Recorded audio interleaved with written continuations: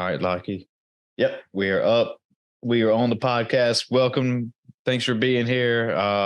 Like I just told you right before we started recording, I think we're going to have a great conversation just based on, how your mindset is and how your physical fitness is and just like where your life has been and what little I know about you. But before we start going in too far, why don't you I don't want to steal your thunder or anything. So just give the audience and the listeners like a little brief description of who you are and, a little bit about yourself. And then that way they kind of know what we're getting into here, hopefully.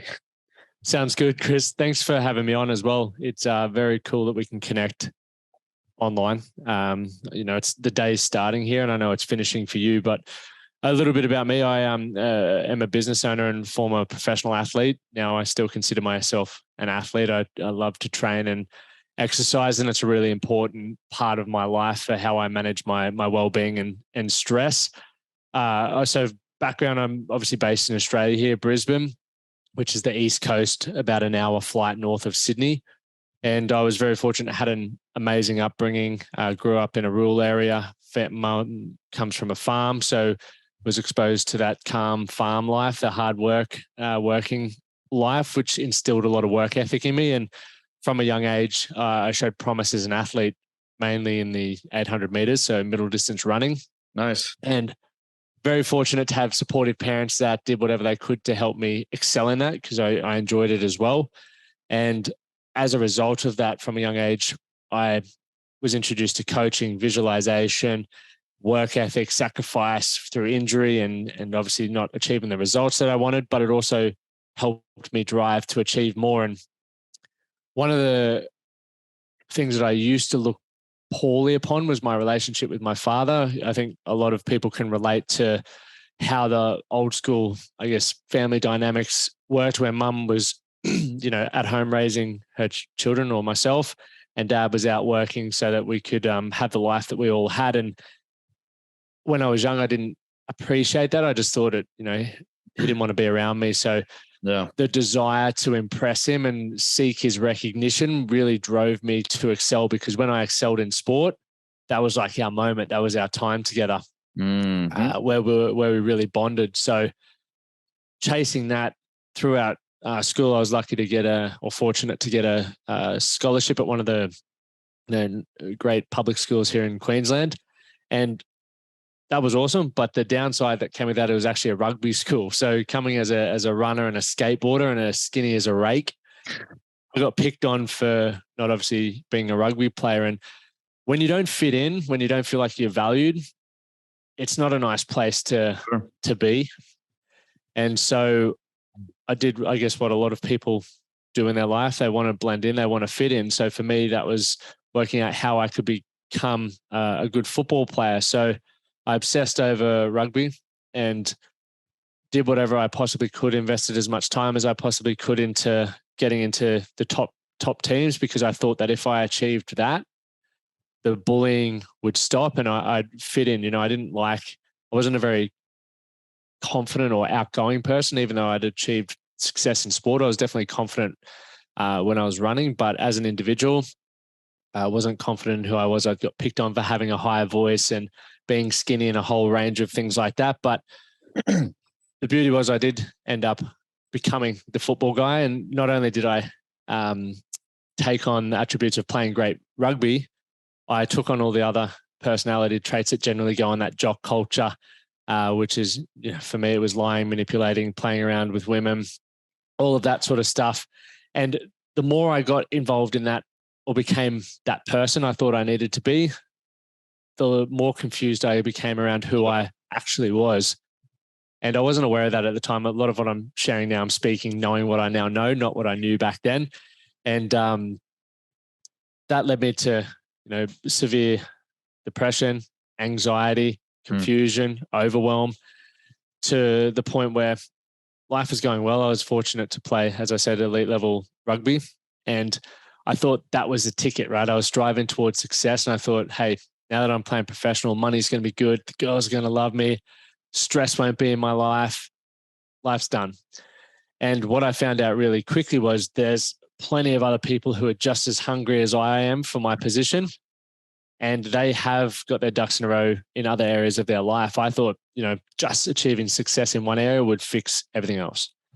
And I ended up getting injured, moving back home, having a relationship breakdown, and I had to get away. I didn't know how to express the pain that I was feeling because, once again, I grew up not feeling comfortable expressing my emotions or even being able to communicate how I was feeling. So I thought, hey, if I run away or move to France and play footy over there, once again, my life's going to be changed. I still was thinking that materialistic success or career success would solve all my other problems.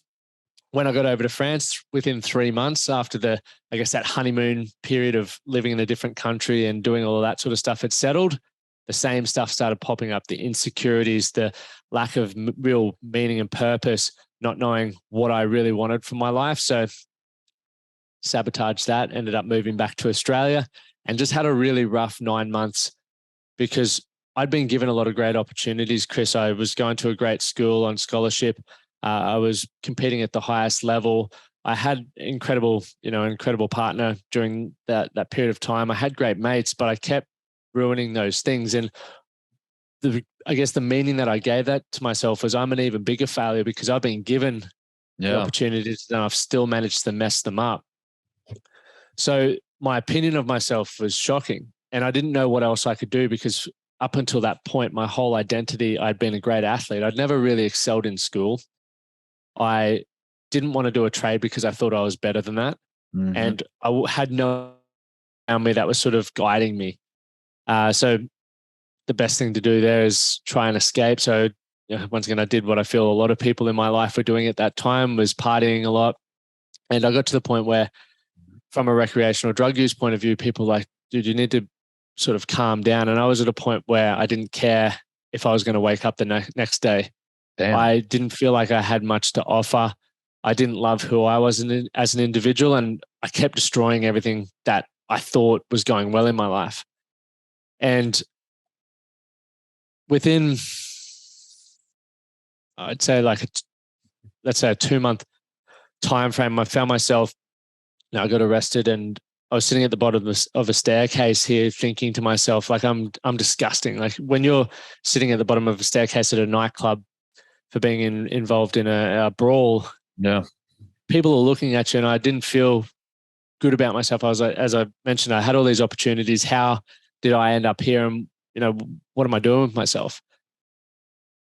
From that moment, literally within a 2-week period, I was like, I need to stop drinking. I need to sort my shit out. I feel like I have more to give. I have no idea what it is, but I just know doing what I'm doing is not going to, solve that. And within 2 weeks, as I mentioned, a guy I was playing just local rugby with invited me to a personal development event. And at the time, I was 23 then. It was the difference between, it was a $25 ticket. I'm like, do I buy a case of beer or do I go to this event? And we also had to miss football for it as well. Sure. And I, something in my gut just said, just trust this guy. I respect this guy. I'm going to go along and do that. And, it's just like a domino effect after that. I met a gentleman, Andy, who gifted me a book, The 4 Agreements. And because I respected who he was, it's a good book, and where he was at in his life, great book. I was like, I'm going to read it. And when I read that book, Chris, it was the first book that I'd read that wasn't like a motocross magazine or a surfing or skateboarding magazine. And what it taught me, one, I was proud I finished it, but secondly, I actually learned some different stuff, some different perspectives, and it shifted my outlook on life a little bit. And I became hungry and excited to continue seeking out more information. That book left me with questions that I needed answers to. And I went on this huge, spree of just reading and learning, and that transformed my life. And, during that period, I met my now wife, and she had a level of success that I could only aspire and still aspire to achieve. And the standards that she conducted herself, the people that I got to surround myself with, was like, okay, I've got one shot here.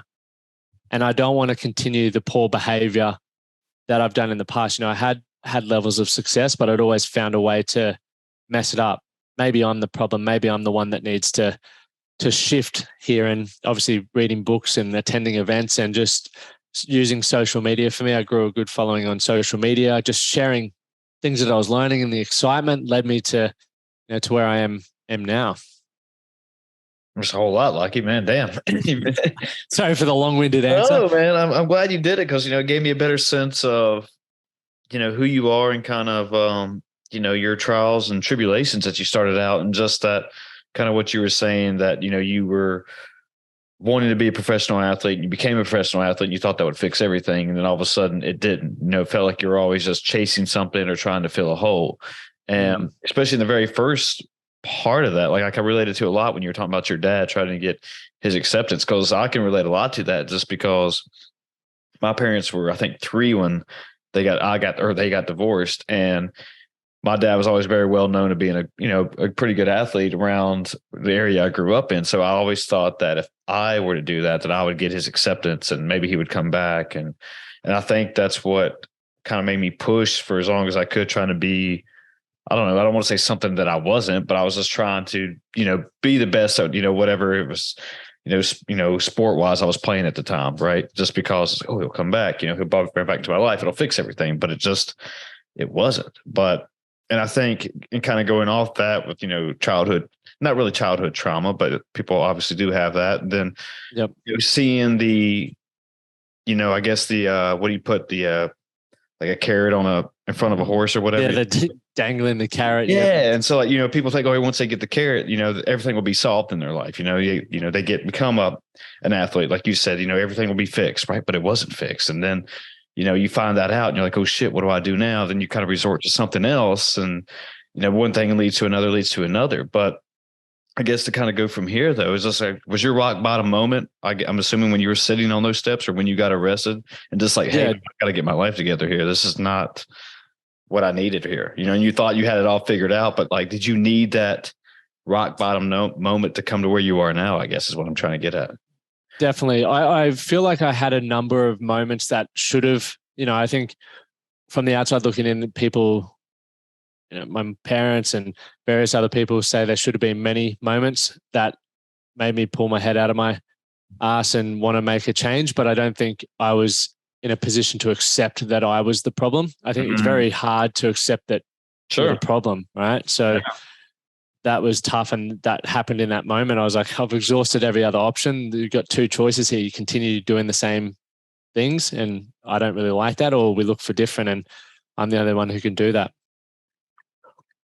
So with that, like going into that, did you even at a young age kind of know that you needed to have a certain, not only, I knew you were trying to work on yourself physically, but mentally, did you know that part was there or not? Or you just thought, hey, just like you said, physically I'll get there. I'm a runner now. I'm going to be a rugby player and I'm good to go. But mentally, there's a whole lot more than, what people were actually led to believe, I feel like. Yeah. Mental fitness, obviously it's such a big component that it leans on our physical fitness, our business, and various other factors in our life. And it was something that, looking back, I should have been aware of, because as I mentioned, my mum had me doing a thing we call brain gym, which was essentially visualization since I was 10, because my brother has ADHD, and she'd use that to help him sort of work on improving his focus. But she also was like, hey, you may as well try this for your running. You can start visualizing running around the track, etc. And while that wasn't, I guess, specifically me building my confidence, etc., it was me doing some internal work around what I actually wanted from my life, how I would show up to a race, how I would actually run the race. So knowing what I know now, I should have gone, oh, that skill set there is transferable into other areas of my life, maybe with how I want to feel about myself, maybe the results that I want to get in a career or in a relationship even, so I can navigate that.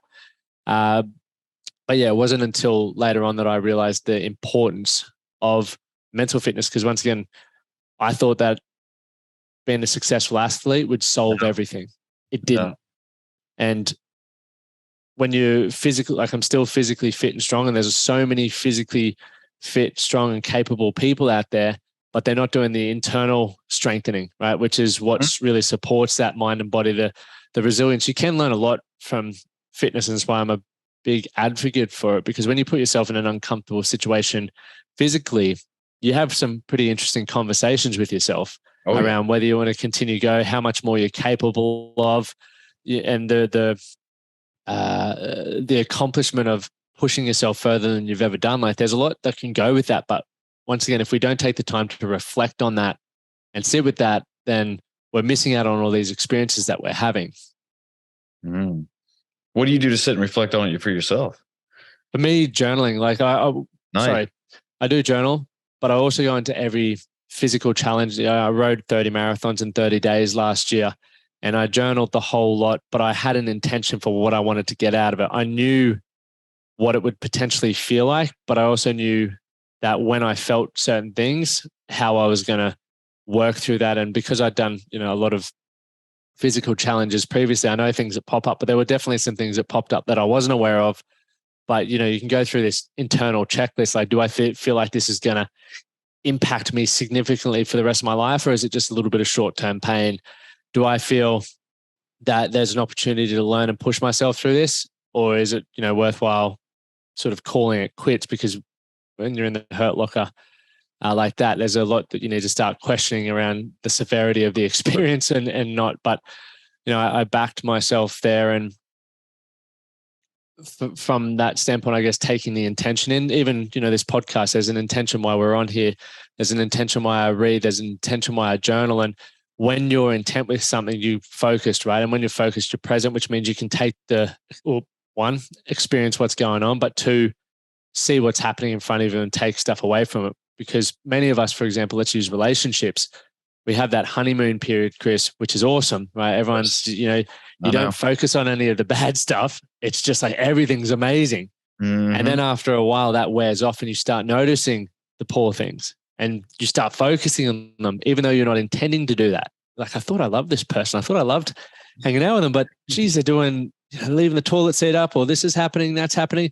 And what's disappeared is the intent. When you first start dating someone, the intent is to impress them and to win them over. Once that's done, the intent falls behind. Sure.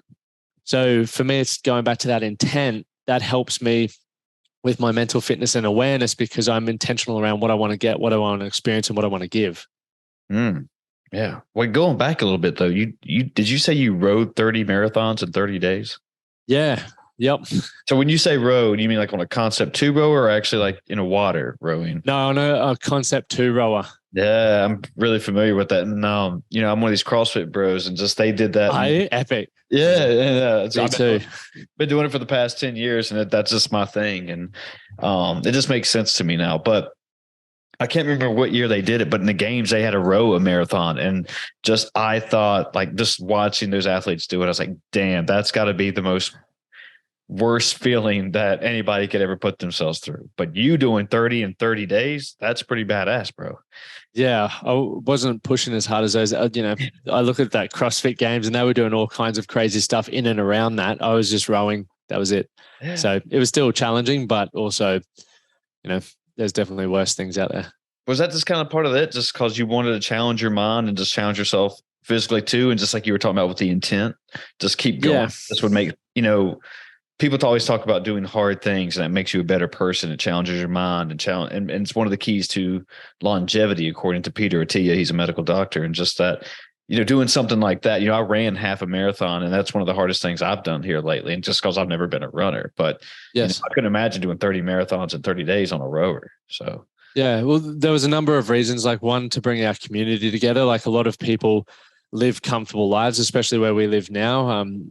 Sedentary lifestyles, and people don't challenge themselves. And when you stop challenging yourself, as you were saying, just then, Chris, it's like people lose excitement in their life, and they start to, the opinion that they have of themselves is not as capable as maybe when they were pushing themselves. So every day I invited people to row with me. Like we ended up having like 60 people row their first marathons. Nice. Which was insane. And then we had, some people were rowing their first 2 kilometers, 10 kilometers, whatever it was. But the goal was to just have people push themselves. And the second thing was that resilience, selfish piece from my perspective, is I wanted to see what I could, push myself to do. My wife was over in the US. So I was like, all right, my sleep's going to be fine because she's not here, family time's out. So let's just row and see what happens. So I learned a lot about myself from that experience. And, a lot of people, I love it when people say, that's not possible, you're not going to do it. Even my, good mates, like, I'd give you 5 and you're going to be done after 5, your body's going to be broken. And then he's like, was blown away when I completed it. But there's part of stubbornness and strategy and fitness that help you get through that. Yeah, well, it's extra motivation too. Just like you said, that there's when your mate said you're gonna be done after 5 days or whatever, they said like, no, I'm gonna show you, bro. Like, it's gonna take more to break me down. And then when you get, like you said, you built a community there of, what'd you say, 60 people of going at it, man, and just and having that type of, I guess what's a good word, camaraderie to build off that, knowing that okay, you started something and now you're helping others in a sense achieve their own little, whether it be a mental goal, a physical goal, or just whatever it is. That's rather just, supporting the boys, whatever it is. Like, it's just it's a great feeling in knowing that, you're building something to, it's another level of just what you thought things could be at, just like trying to become a professional athlete. There's levels to that stuff. And then, it's just something it's something magical, I guess is what I'm trying to say. And just then that's the beauty of CrossFit for me, is just the community behind it. And, you got people from all walks of life and who went down, different life paths and got different jobs and, different ideologies. And just, but when you all come together to do one workout of the day, all that's just put to the side. And it's just, that's your common goal. Let's just get through this workout and let's see what happens. And it's a badass feeling. Yeah, it's great. I agree. And one of the other great things about CrossFit is it's humbling, right? It's very easy, people's moods and emotions, right? When they're going well, they just let everyone know. But when they're going not so well, a lot of people crumble, right? Sure. And CrossFit, and even the marathons, for example, are one of those things where it's like, you may kill a workout one day and absolutely crush everyone, and you're walking around going, yes, I'm the king. The next day you get your shit handed to you and you're like, yes, I'm not as good as I first thought. And that's transferable because that's life. Exactly. Yeah, that's one of the things I was asking you about, the rock bottom moment and stuff, just because you never know when you're going to have, being served one of these humbling experiences, whether it's in the gym or in life or just whatever, just because basically in a matter of seconds, your life could change for good or bad. And just that. Exactly. Yeah. And I try to tell people, I coach a couple of classes a week, and just that, hey, when you come to the gym, man, you just got to leave your ego at the door. You got to forget everything and just come here and just focus on one goal. And whether you do really good at it, you do really poor at it. Okay. You had a bad workout. It happens. Like you just said, next day, get back after it. But you got to learn from those experiences, just because people just don't, I guess there is probably outliers to everything, but I think you need those humbling experiences and take losses in life in order to grow as a person, even though I don't like people to lose and stuff, but you need those losses. Right. I agree. As you were saying, I think there's so much to take away from the losses, and what it forces you to do is look at things subjectively as well. Like, okay, well, my workout was poor today. Why? Yeah. It's not just the work, obviously sometimes we all have strengths and weaknesses in CrossFit based on a range of variables. But when you then think about, okay, well, after my session yesterday, I didn't stretch, I didn't eat well, I had a terrible night's sleep, I had a hectic day at work today. And all of those things impact you as an individual. We're not someone who is broken up into segments, right? If your relationship, you're having stress in your relationship, that's going to impact other areas of your life. If you're overweight and unhealthy, that's going to impact other areas. If you're financially, stressed or struggling, that's going to impact other areas. And that's where I think the beautiful thing about CrossFit, and going back to CrossFit, is it taught. CrossFit was a huge teacher for me because they're massive on their nutrition. I never gave a crap about nutrition when I was an athlete even. And then mobility, I never did much mobility at footy. Like, so I started going, wow, CrossFit is this complete holistic tool. And then community, right? You bring community in, so you're learning about different things. And I was like, imagine if I guess, built these pillars in my own life around different areas like finance, relationship, health, and purpose, essentially, that could make my life more fulfilling. Yeah. Yeah. People don't realize that. Just that, it's just not one thing that, it takes a lot to put everything together. Just like, you were talking about being a CrossFit athlete, you just can't go in there. So when I do competitions and stuff, you see people who only just want to do the barbell stuff and that's it. That's all they give a shit about, right? But then after the next, they might crush in the first workout or whatever it is.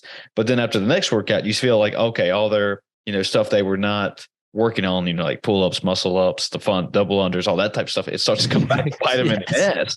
And again, just like, transferring that over to life, you gotta, in my theory is that you have to put a lot of different things together in order to make it work. And just, for your example, just, I went through a breakup probably about last year at this time. And I noticed that it affected me in the gym and just where everything else, I was really down on myself and I just didn't give a shit about anything. It was just like, it was just part of that slump I was in. But I learned that, and I knew it was starting to affect me in other areas of my life over the span of a few weeks, just because of me just being, woe is me type of person. And then me changing that outlook and just saying, hey, man, life ain't over, bro. It happens, it happens to the best of us, but we can turn this around and hopefully, get some W's in life, and just that it's just a matter of just the way you're changing and the way you're talking to yourself, the way you think about yourself. And I know we've kind of touched on the mental part of it, but that's one thing that, likes to come back and bite me. And, in certain areas and just random moments, it's like,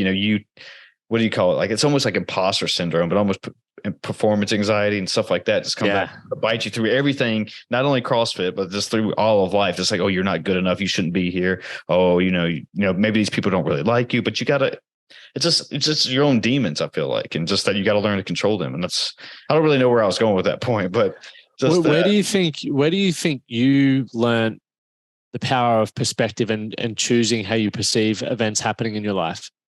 Where do I think I learned that? Yeah. Through CrossFit. Yeah.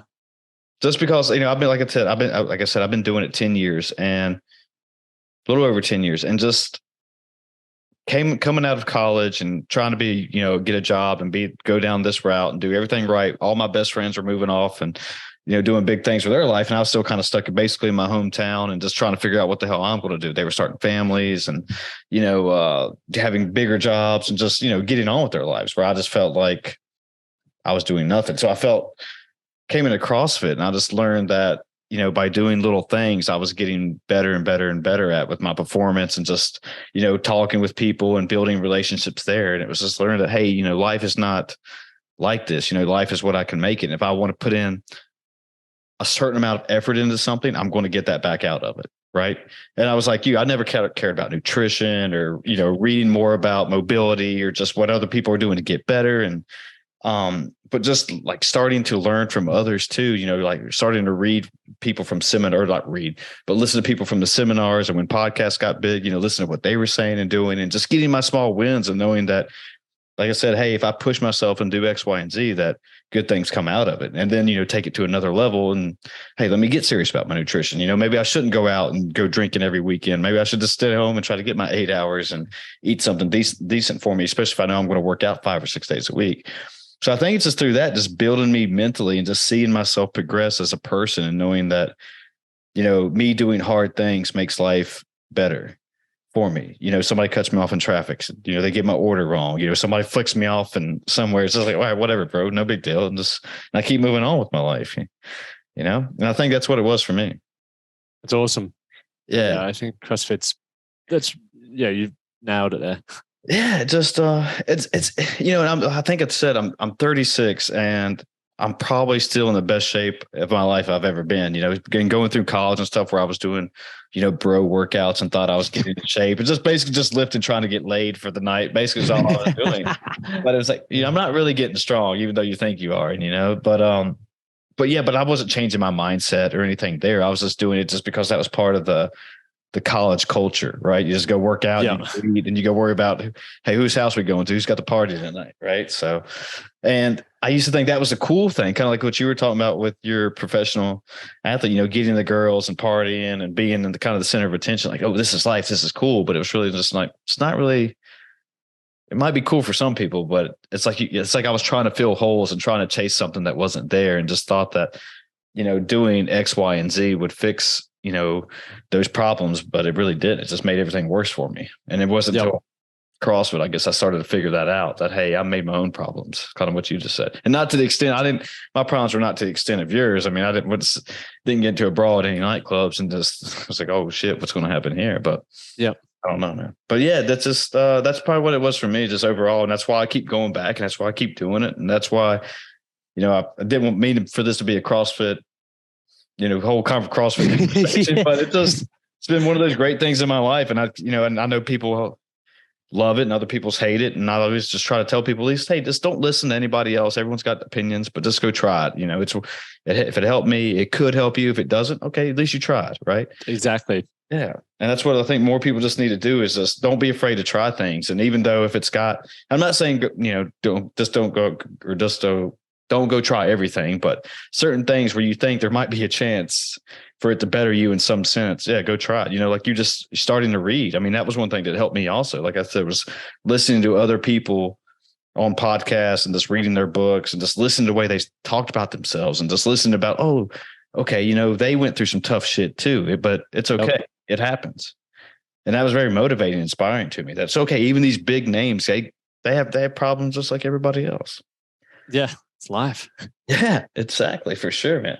So I guess going back to you though. So, being the performance you were at, doing the 30 marathons in 30 days on the rower and being a professional athlete. And I know now you're kind of starting to help others try to become those type of people, become better people, right? Is that kind of where you're Lachie now? Yeah. So we, in 2017, I launched my company, the Man That Can Project. And we initially just started with men's circles, like or a men's group sort of thing. I was in Europe one day just on holiday, and because of what I was talking about and what I was sharing about my own stuff, a lot of people were like, oh, that's cool. Is there a book you'd recommend, or can you talk me through that, or can you help me with that? And I never wanted to be a coach because I thought coaches were people who couldn't get a real job. That was my opinion at the time. And then I had this realization. I was still stumped with what I was actually going to do with my life. I was like, I have no idea. I have no real, I enjoy learning and growing myself. Maybe I can find this sweet spot where I can get paid to do what I love. And that's when we thought about, what did I really need, or what would have really helped me when I first finished school. And it would have been to have access to men from all walks of life, those who were successful in their careers, those who were successful with their health, with their family life, with their lifestyles in general. And they were prepared to tell me what it really took, because you can jump on Google and find processes and steps to achieve anything. But what I feel holds most of us back is the fear that comes with it, whether it's fear of rejection, failure, all of that, and the emotional side. And that's where storytelling or podcasts even come in so handy, or books, because that's when you can get into people's minds. So we created those men's groups and they blew up. Like we had literally 6, 7, and 8 figure income earners rocking up. Like I was like, far out, these guys are here. Then you had people that had no idea, like myself, what they wanted to do with themselves, but we all got along. Yeah. Like we all felt good, offering perspective and I guess feedbacks and experiences, but also then having a place where you could unload. And the goal was always, okay, well, what's the next step? Like what's the next thing we can do to help these gentlemen? So we started running workshops and events, and I was very clear in 2014, because my wife travels a lot. I was like, I want to have flexibility in my life, and I want to have the freedom to live wherever. And every decision that I made, obviously running workshops and stuff, is a bit location specific. So we continued to evolve the company. And we're also like, okay, well, immersive experiences are phenomenal. Like when I go to a workshop or a retreat, I feel inspired, but then I go back to the environment that I came from and I slip back into the same habit. So how can we help people shift and grow from that perspective? And that's when we worked out, we created our academy, which has been running for a couple of years now, but it also, one, delivers incredible results for people. Secondly, it allows me to have the lifestyle that I want, which is flexible and also something that I wake up genuinely excited for, but also holds me to a standard where I have to be the man that, I'm inspiring other people to sort of chase their own dreams. I got to do that for myself. So it's been a fun, stressful, challenging, but rewarding journey to get to where we are now. And, we got a lot of exciting stuff happening in the year to come. We're actually moving over to the States in June, which will be awesome. So looking to continue expanding over there as well, which is going to be fun. Yeah. And just touched on that a little bit. I don't know a lot about Europe or even Australia, but do a lot of men suffer, I guess, in silence mentally just through, I guess, this is the modern world now, because it seems to be more of a common conversation that likes to come out, where years ago, men weren't allowed to, or not really allowed, but it was not cool to, share certain feelings or say, hey, I'm going through some stuff right now. I mean, is that kind of the same way in Australia? Because America seems to be starting to become more, not trendy, but more open. I guess. Yeah. Say. I feel like Australia is actually leading the pack. Like we're a bit further ahead than even the US, because we've had some, I've worked with some US guys over here who've come and run workshops and stuff, and they're just like, you guys are miles ahead. But once again, America is so big, it could be location specific as well. But it's definitely a huge conversation because suicide rates are at an all-time high. And, so many people are actually being impacted by loved ones who are taking their life. And we know why, like the stats are there, why people are taking their life by suicide, from obviously relationship breakdown, financial struggles, lacking of belonging and stuff. So if we know this, how can we start educating people around finances and helping them get their house in order there? How can we start helping men especially deal with relationship breakdowns, understanding their emotional management and awareness around that stuff? It's all skills. And then also, how can we help people be comfortable being who they are? Because most people don't feel valued, seen, or heard because they aren't confident enough to be who they are. So it's like, yeah, you may hang around people, but if you're not being who you feel you are, they're never going to get to know you because you're not letting them know you. Yeah, you're not being authentic with yourself. Yeah. That's what I was looking for. Yeah. Like, well, and that's one thing that, I feel like that's another common theme that I see again in the modern world, that people are starting to learn to be more authentic with themselves, just because, we're still in this age of technology and social media and trying to basically live another life through social media, and always showing that, basically, you hit a PR in the gym and, all the good stuff that happens, right? That, you bought a house, you got a car, but like you're just living vicariously through that and seeing other people doing it, and all of a sudden just immediately put you down through. Oh, did you freeze up on me? Uh-oh. Yeah. Oh, you're back. Sorry. Okay. Gotcha. Sorry. All good. My internet freezes up. But yeah, what I was getting at was that, like in the age of social media and technology today, we're almost living vicariously through social media where, if you hit a PR in a gym, everybody wants to go see that, right? You put it on Instagram, everyone's got to see it. But, and I'm guilty of it too. I'm not sitting here and just like, sugarcoat or anything, but when you get pinned by a squat clean or, a squat, like, you don't really show that much on there. So it's just wondering that, just like that, that's why it seems to be more coming out the news. Let's talk about the bad stuff rather than always the good stuff. And just that, let's be more authentic with ourselves and know that, hey, like I was telling you about earlier, I don't always hit PRs every day I walk into the gym or even in life. I don't always get every job interview I go for. I don't always, get an extra $1,000 just falling into my lap or whatever it is. So just being authentic seems to be more of just a way to go, and just knowing that, hey, it's okay to be me, and it's fine. Yeah. It just promotes that self-acceptance, right? And when you accept who you are as an individual, life's so much better.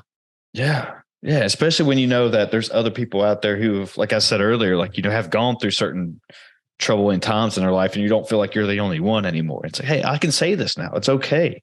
I mean, I probably wouldn't just go walk into a party and immediately just say that, hey, I'm shit or whatever. But I mean, when you get down and have, sit down with, and bro out a little bit, and just don't mind opening up a little bit. I'm not saying go spill the, everything, your whole dirty laundry, but it's just take a little baby step and go from there, especially if you're trying to get better and work with someone like yourself to even just to help with the mindset.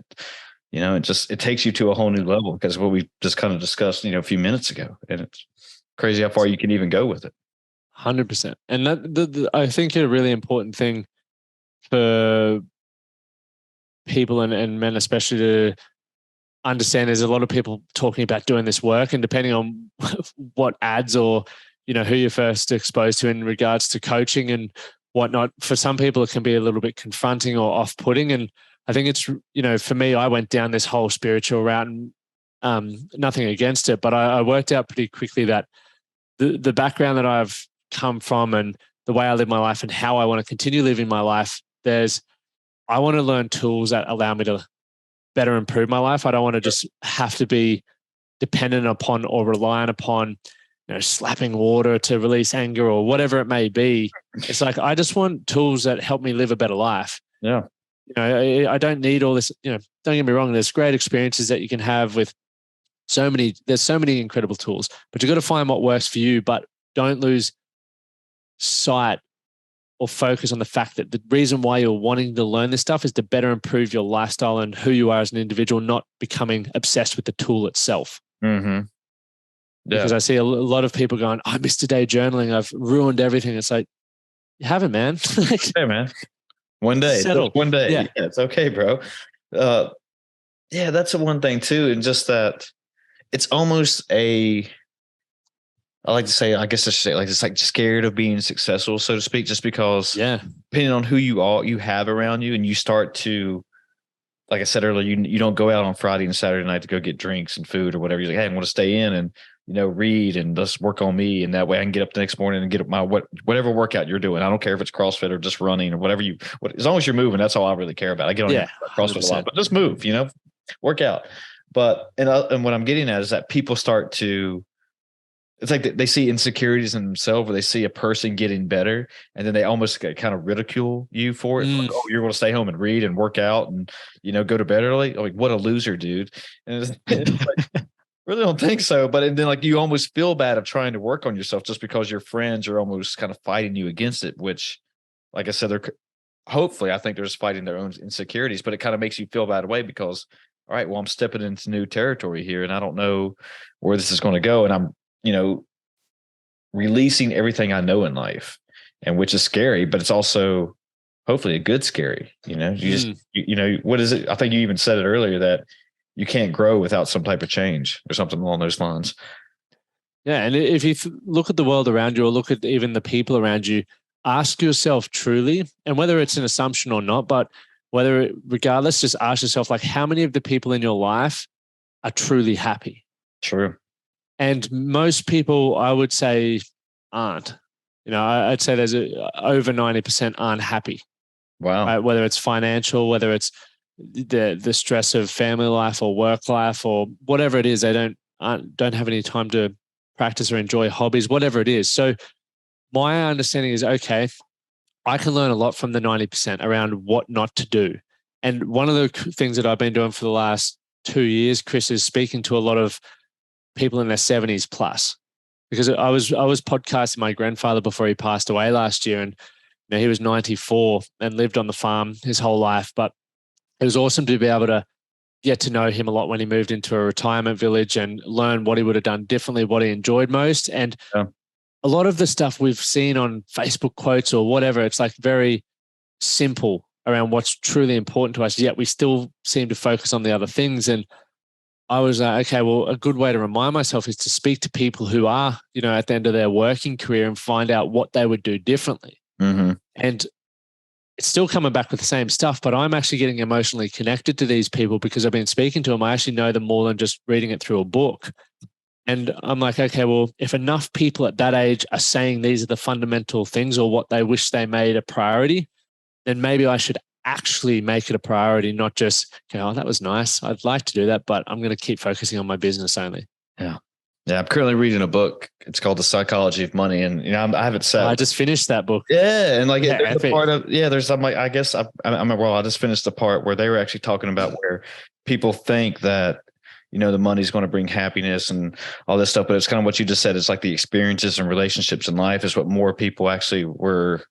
Yep. They felt fulfilled in their life with that rather than just worried about, the money that they had at the time. But it was just kind of what you were saying, being able to sit with your grandfather and just chat with him and, just even for whatever time it was. And that's one of the things I've kind of, regret in my life is where I didn't get the chance to sit with one, my grandfather. And actually, just because, like I said, when my parents were divorced, and I was always felt like I was a weird kid for going down there because I was either going to make mom mad or my dad mad. And I was like, well, I guess I'll just do nothing. And now I regret it. And I mean, I guess that's bad. You're probably not supposed to have any regrets, but it's in the back of my head, right? Just like I could have done more. I could have done stuff more. And just like those experiences, they start to, I mean, maybe it's just where I've gotten older, more mature, but it starts to be like, oh shit, that's hitting home now. Well, the cool thing, Chris, about what you're doing is, I think about it. Imagine if our parents or grandparents had a podcast or a YouTube channel, and, Jim Rohn talks about the 3 treasures you can leave behind. And I believe podcasts and YouTube and all of this stuff is that now, because our children, if you choose to have them, or people that now have a catalog of your thoughts and experiences and conversations that they can listen to whenever. Yes. Like, that is fucking cool. It is. Yeah, that's so cool.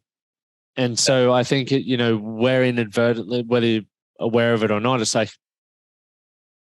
people are going to be able to listen to us for as long as they want to, which is cool. Yeah, hopefully. Yeah. And that's one thing I've actually thought about doing this and why, I get joy out of podcasting, actually getting to talk with people like yourself, because, when I read these books and hear other people talking about in podcasts and just my own thoughts and feelings towards something, I actually can get on here and, discuss it, with people like yourselves and actually, like, okay, yeah, that's probably a good way of thinking, or nah, I probably wouldn't do that if I was you and stuff like that. But it helps me get my thoughts out and kind of work things out and saying them out loud, where, if you think about them internally, it's kind of different when you say things out loud. Sometimes I feel like it hits different. And 100%. Yeah. And it's like, it's like a therapeutic kind of feeling, almost. Not the sense that, is it therapy? No, but could it be almost considered therapy? Well, maybe, but I feel better. I feel comfortable in this type of setting rather than just going to sit with somebody on a couch and talk about, right. At least I got somebody to converse with. And, especially if, we have like-minded ideologies, and just go with the flow of things and just bro out a little bit, like I've been saying. So it's fun. It's cool. 100%. Yeah. Yeah. Definitely agree. Yeah. And so, like, I got to cut this one a little bit short. Like I said, I got something after this, but, if people want to find you and all that good stuff, or anything you want to plug and promote, how do they do that? Just head to themanthatcanproject.com. On there, we've got the podcast and all of that useful resources and blogs. And you can follow me on Instagram at Lachie Stuart, or at Lachie Stuart. Cool. Any cool messages you want to leave with people, or, maybe something we didn't discuss, or something you want to leave with everyone? No, I think the main thing is just do what you need to do today that's going to make you a little bit better for tomorrow. And I think, get clear on what you want from your life, and you can make anything happen over a sustained period of time. Cool.